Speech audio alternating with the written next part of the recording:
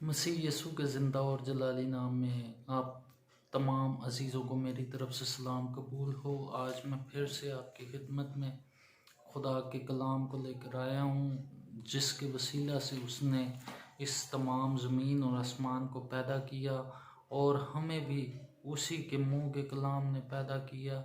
हत्ता कि उसने अपने हाथों से मिट्टी साँध कर आदम को पैदा किया और अपने दम को हमारे नथनों में फूंका। हम उसकी शुक्रगुजारी करते हैं कि उसने हमें आज दिन तक जिंदाओं की ज़मीन पर रखा ताकि हम उसके कलाम की खिदमत कर सकें। सो आए हम आज खुदावन के कलाम में से कुछ सीखते हैं ताकि वो हमारी तरबियत करे और जिनको तरबियत ऑलरेडी मिल चुकी है उनको मलामत करे और छांटे ताकि वो और ज़्यादा फल लेकर आए। मलामत से डरना नहीं चाहिए, मलामत से खुश होना चाहिए। आए आज हम खुदावंद के कलाम में से लूका तबीब की मार्फत लिखी गई इंजील मुबारका और उसका 10वां बाब 25वीं आयत से लेकर 37वीं आयत तक इसकी तलावत मैं आपके सामने कर देता हूँ। और देखो, एक आदमी शरा उठा और ये कहकर उसकी आजमाइश करने लगा, ऐ उस्ताद, मैं क्या करूं कि हमेशा की ज़िंदगी का वारिस बनूं। उसने उससे कहा, तौरात में क्या लिखा है, तू किस तरह पढ़ता है? उसने जवाब में कहा, खुदावन अपने खुदा से अपने सारे दिल और अपनी सारी जान और अपनी सारी ताकत और अपनी सारी अक्ल से मोहब्बत रख और अपने पड़ोसी से अपने बराबर मोहब्बत रख। उसने उससे कहा, तूने ठीक जवाब दिया, यही कर तो जीता रहेगा। मगर उसने अपने ताई रासबाज ठहराने की गर्ज से यीशु से पूछा, फिर मेरा पड़ोसी कौन है? यीशु ने जवाब में कहा कि एक आदमी यरूशलेम से यरू की तरफ जा रहा था कि डाकुओं में गिर गया। उन्होंने उसके कपड़े उतार लिए और मारा भी और अदमुआ छोड़कर चले गए। इत्फाकन एक काहिन उस राह से जा रहा था और उसे देखकर कतरा कर चला गया। इसी तरह एक और लावी उस जगह आया, वो भी उसे देखकर कतरा कर चला गया। लेकिन एक सामरी सफ़र करते करते वहाँ निकल आया और उसे देखकर उसने तरस खाया और उसके पास आकर उसके ज़ख्मों पर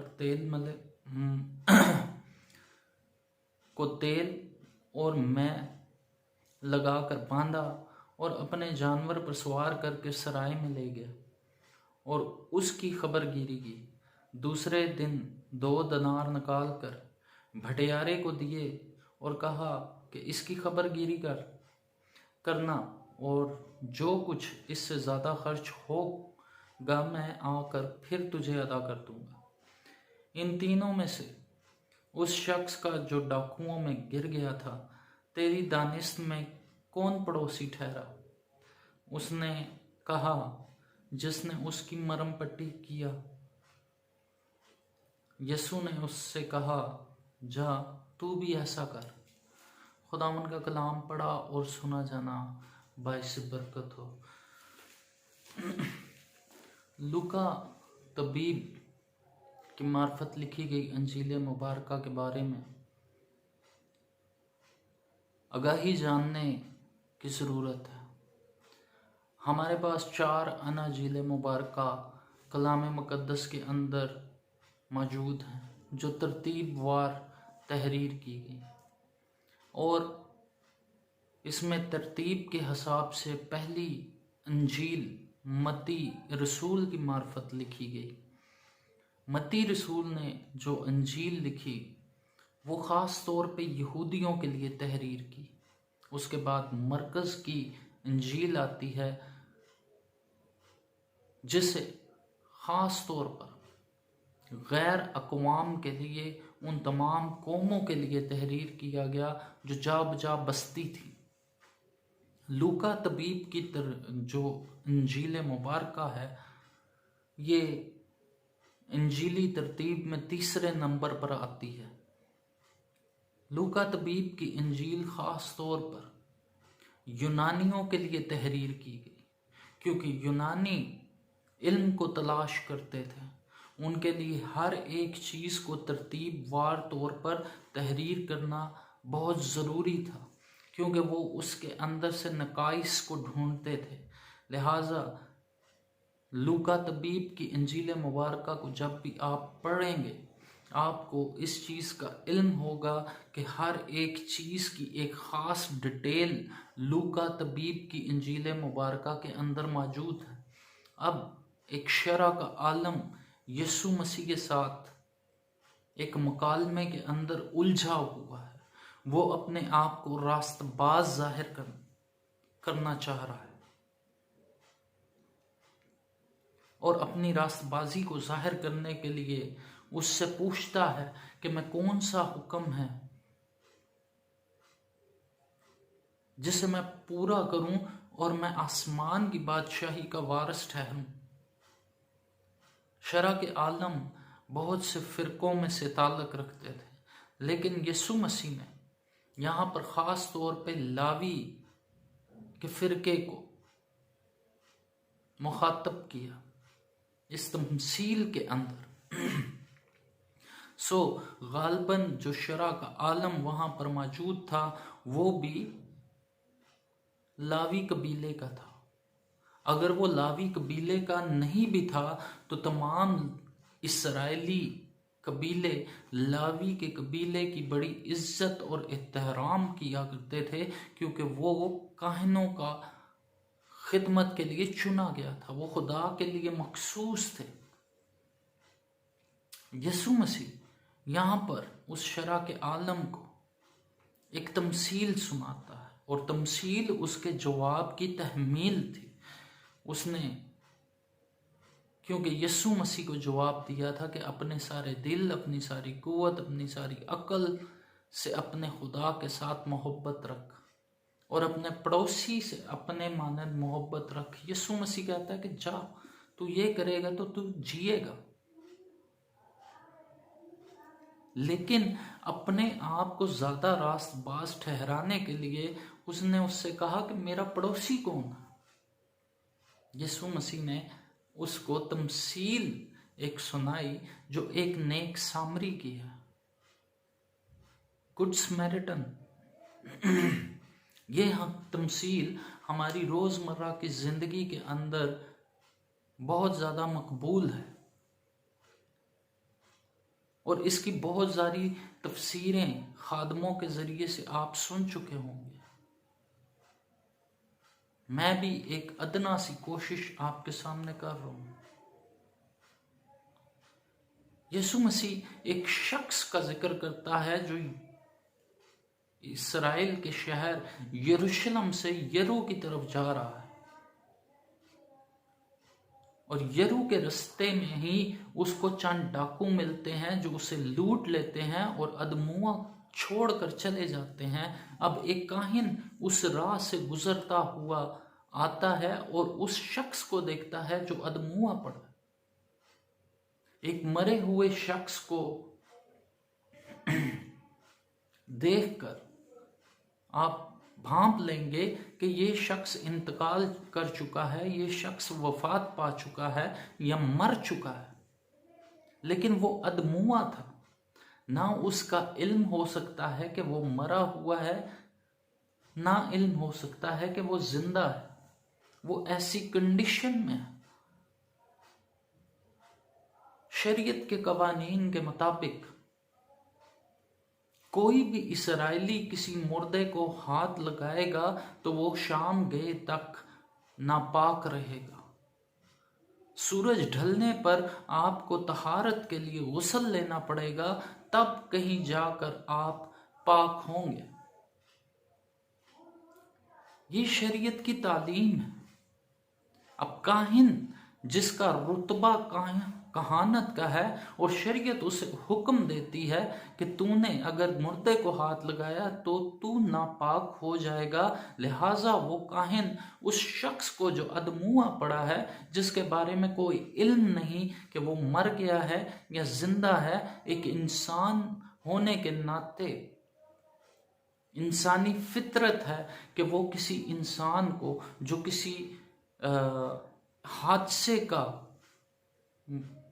शिकार हो चुका है और अदमुआ पड़ा है, आप उसकी खबरगिरी करेंगे। और वो काहिन जो कौम का सरदार होने का रुतबा रखता है, क्योंकि तमाम तर कौम बनी इसराइल की कौम हैकल के अंदर अपनी कुर्बानियां काहिनों के पास लेकर जाते हैं, लोग कुर्बानी को नहीं गुजरानते। वो काहिन उस अदमुए शख्स को छोड़कर चला जाता है क्योंकि शरीयत का हुक्म है। फिर एक लावी आता है और कतरा कर चला जाता है कि मैं भी नापाक ना हो जाऊं। लेकिन एक सामरी आकर उसकी खबरगिरी करता है, उसे तेल और मैं लगाकर उसके जख्मों के ऊपर मरहम करता है, पट्टी करता है और उसको अपने ही जानवर के ऊपर सवार करके एक सराय के अंदर ले जाता है और वहां पर उसका रेंट भी पे करता है, 2 दिनार अदा करता है, जो उस सराय के रेंट से ज्यादा था, और उस बटियारे को कहता है कि जो इससे जायद हो वो भी अदा करूंगा। ये बड़ी इंटरेस्टिंग स्टोरी है।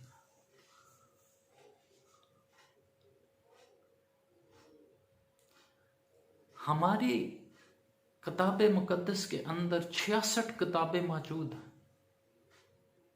उन 66 किताबों में से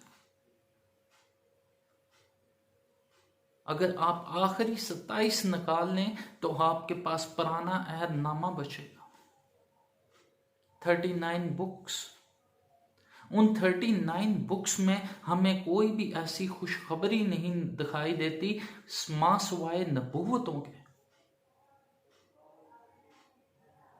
नबूवतों में खुशखबरी सुनाई गई कि खुद मसीह आएगा और वो ही हमें निजात देगा और इसराइल का बादशाह होगा और इसराइल को तमाम तर मसाइल से निकालेगा। काहिन उनके पास थे, नबी उनके पास थे, लेकिन उनके पास कोई राह नहीं थी। वो उस मोहब्बत को पहचान ही नहीं सके जो खुदा उनके साथ रखता था। जैसे कि पालूस रसूल रोमियो के खत में कहता है कि इसराइल के घराने के लर्जिश खाने की 22 गैर कौमों ने बरकत पाई है।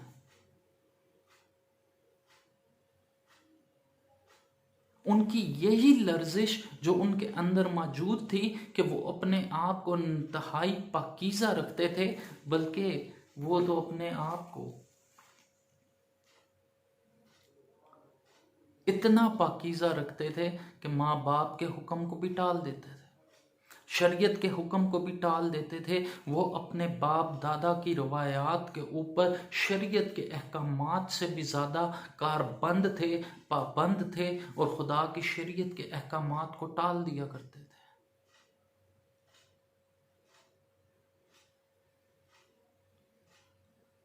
यही वजह थी कि उस अदमुए शख्स को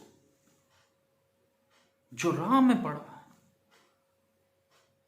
जो जिंदगी और मौत की कश्मकश के अंदर मुब्तला है, आप इंसान होने के बावजूद भी उसे हाथ नहीं लगा रहे, क्योंकि आपको एक काम मिले हैं।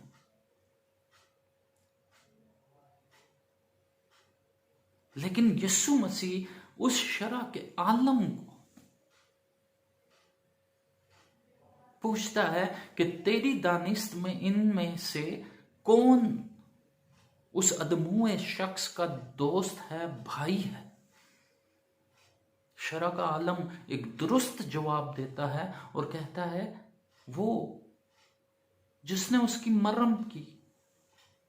शरा का आलम सामरी का नाम नहीं लेता, क्योंकि इस्राएली माशरे में यहूदा की सरजमीन के ऊपर सामरियों का नाम लेना भी अपने आप को नापाक करने के मुतरादिफ था। उसने कहा कि अगर मैं इस सामरी का नाम लूंगा तो मैं तो नापाक हो जाऊंगा, मेरा मुंह नापाक हो जाएगा, मेरी जबान नापाक हो जाएगी। उस शरा के आलम ने उसके करैक्टर को नहीं देखा, उसकी डीड को नहीं देखा, उसके किरदार को नहीं देखा, जिसने उस अदमुए शख्स की मरम पट्टी की।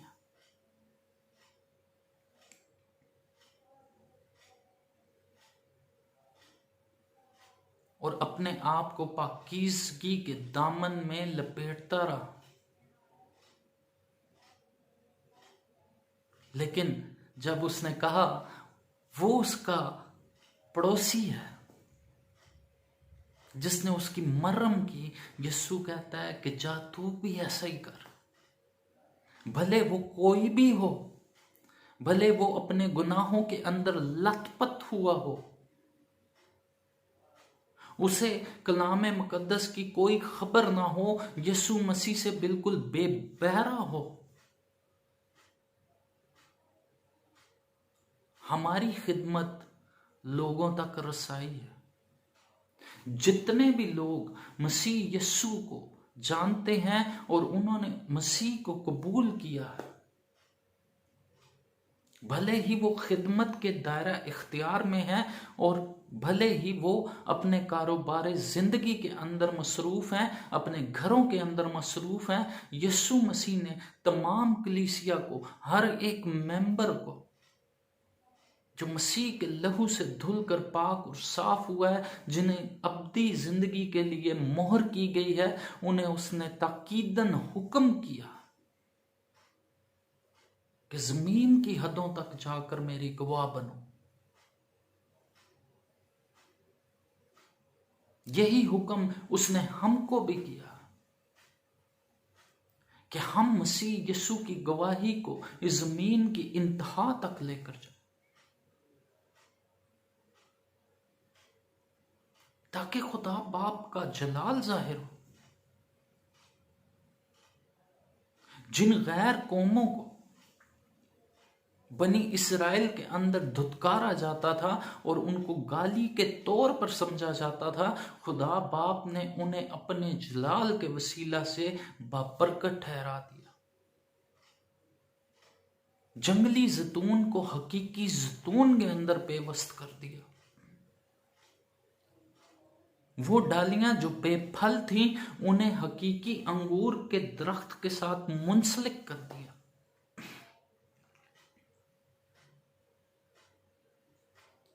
ताकि खुदा की मोहब्बत बनी नौ इंसान के साथ जाहिर हो। कलाम मुकद्दस नए अहदनामे के अंदर वाज़िया है। उसने हमें मेल मिलाप के लिए बुलाया है। यीशु मसीह अपने आखिरी खाने के मौका पर, यानी कि फसा की ईद मनाते वक्त, उस बाला खाना में यूहन्ना रसूल की इंजील मुबारका उसके 17वें बाब के अंदर, और उससे पहले भी आप देख लें तो वो अपना कुर्ता उतार कर कमर पर तौलिया बांधता और अपने शागिर्दों के पांव धोता है। जब वो अपने शागिर्दों के पांव धो चुका तो उनसे कहने लगा कि मैं तुम्हारा उस्ताद और रब्बी और मालिक होकर तुम्हारे पांव को धोता हूं, तुम पर भी ये फर्ज है कि अपने भाइयों के पांव धो।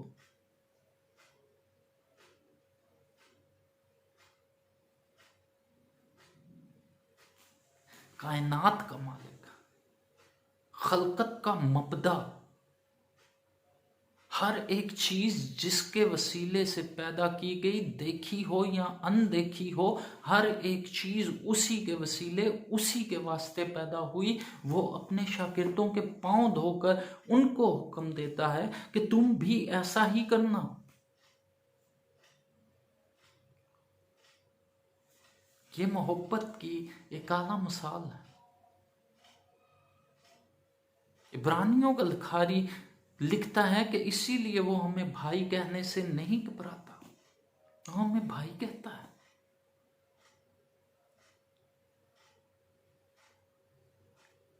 वो पड़ोसी नहीं कह रहा। कलाम मुकद्दस के अंदर हमें हुक्म हुआ है कि अपने पड़ोसी से अपनी मानद मोहब्बत रख।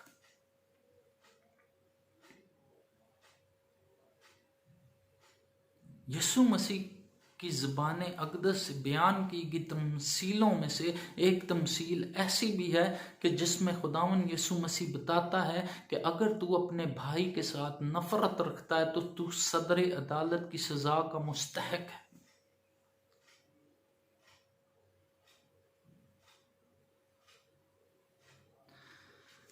बातें बड़ी गंभीर हो जाती हैं। तालीम बड़ी गंभीर है। हम एक तालीम के नोट को लेकर अपनी जिंदगी को बसर करते जाते हैं और अपने आप को ईमानदार समझते हैं।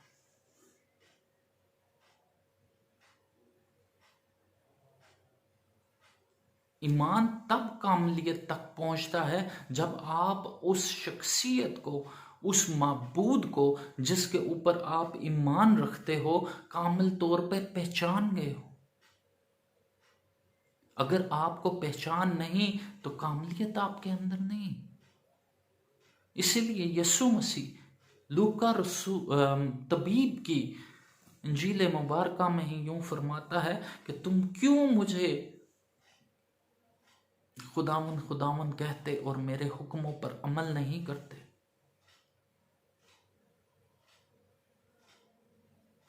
शरा का आलम जिसने ये तमाम तर मकालमा शुरू किया, उसका मुझे नहीं पता उसका क्या बना, लेकिन जितने हम मसीह यीशु का नाम लेवा लोग आज इस रूए जमीन पर मौजूद हैं, क्या हम अपने पड़ोसियों का हक अदा कर रहे हैं? क्या हमारे इर्द गिर्द कोई ऐसा भाई या बहन रहता है जो रातों को भूखा सो जाता है? इन सर्दी के अयाम के अंदर उनके पास गर्म बिस्तर नहीं, सोने को चारपाई नहीं, नीचे बिस्तर डाल के सो रहे।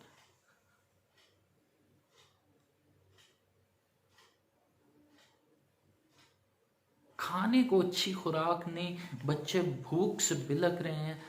क्या हमने उनके ऊपर कभी निगाह डालकर देखा है कि हमारे पास तो सब कुछ है और इनकी मदद के लिए हमें ही कुछ करना है, या मैं उनके लिए दुआ करके आ जाऊं? कलाम मुकद्दस के अंदर ऐसा कोई स्ट्रेटजी नहीं है, ऐसे कोई प्लान ऑफ एक्टिविटी नहीं है कि आप उसके लिए दुआ करें उधर बैठ के। आप अगर उसकी मदद करने के काबिल हैं तो आपको उसकी मदद करनी है। अगर आप उसकी मदद नहीं कर रहे तो आप गुनाह के मुर्तकब हुए। आप किसी गिरे हुए शख्स को, किसी जख्मी शख्स को उठा नहीं पाए तो आप गुनाह का मुर्तकब हुए। क्योंकि हमें अपने पड़ोसियों के साथ मोहब्बत करने का हुक्म मिला है।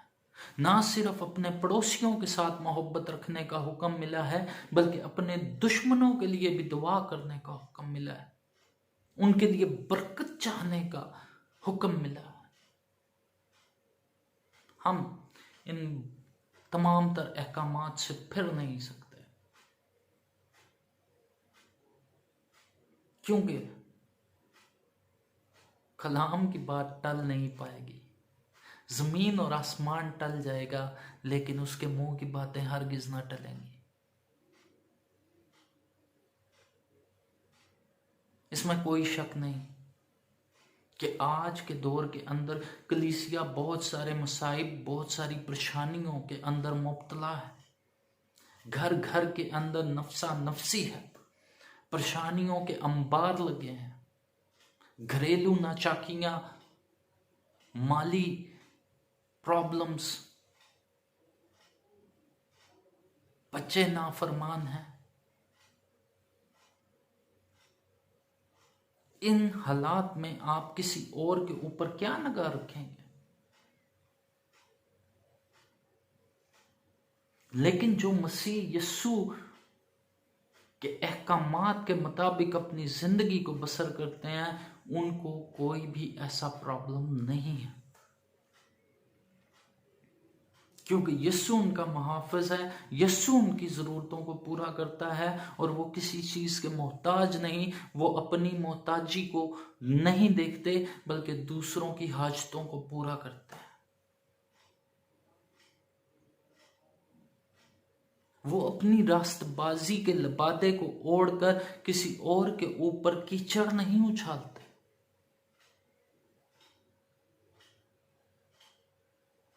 कि मैं तो पाक हूं, तुमने गुनाह किया, तुम्हारी ये हालत है। नहीं, हमारा ये शिवा नहीं है। हम शख्स को उसके गुनाहों की तादाद से नहीं परखते, क्योंकि जहां गुनाह ज्यादा हुआ वहां फजल उससे भी नहायत ज्यादा हुआ। हम खुदा के फजल को अपनी तड़कड़ी में, अपने तराजू में तोल नहीं सकते, क्योंकि हमारा खुदावन शफकत में गनी और कहर में धीमा है। उसकी शफकत बनी नौ इंसान के ऊपर जाहिर होती है। वो किसी को तन्हा नहीं छोड़ता, वो किसी को अकेला नहीं छोड़ता। वो ना उम्मीदों का सहारा है, और उसने यीशु मसीह के वसीले से हमें इसलिए चुना कि हम भी ना उम्मीदों के लिए एक रोशन चिराग की मानद बन जाएं। जिनकी जिंदगी के अंदर कोई टेस्ट नहीं है, उनके लिए हम नमक हो जाए। जिनको जिंदगी की उम्मीद नहीं है, यीशु मसीह उनके लिए हमारी जिंदगियों के अंदर से, हमारे बदनों के अंदर से जिंदगी की पानी की नदियां जारी करता है, क्योंकि उससे हर एक चीज का इल्म है। आए अपने आप को मोहब्बत से लबरेज कर लें, क्योंकि मोहब्बत फूलती नहीं, शेखी नहीं मारती, गुमराही के काम नहीं करती, बल्कि हर एक के साथ सब्र, तहम्मुल, हलम के साथ खुदा की मोहब्बत का इजहार करती है। खुदावन आप सबको बरकत दे। इसी इरादे के साथ अपनी जिंदगियों का दोबारा से आगाज करें कि खास तौर पे अपने बहन भाइयों का जब मैं जिक्र करता हूं तो वो कलीसिया के मेंबरान हैं, जिनको हम अपनी दानिश में कुछ भी नहीं समझते। हम उन्हें कहते हैं कि ये अनपढ़ है, इनका कारोबार फलां है, इनका लाइफस्टाइल फलां है, लेकिन एक दिन हमसे बाज़पुरस होगी और उसका जवाब हमें ज़रूर देना होगा।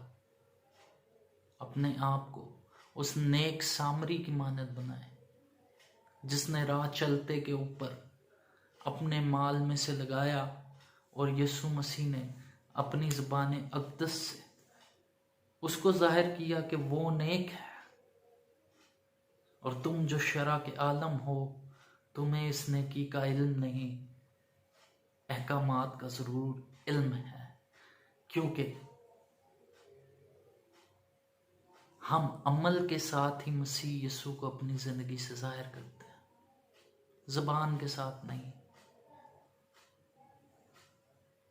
बगैर अमाल के ईमान मुर्दा है। God bless you all. खुदावन आप सबको बरकत दे। Thank you so much.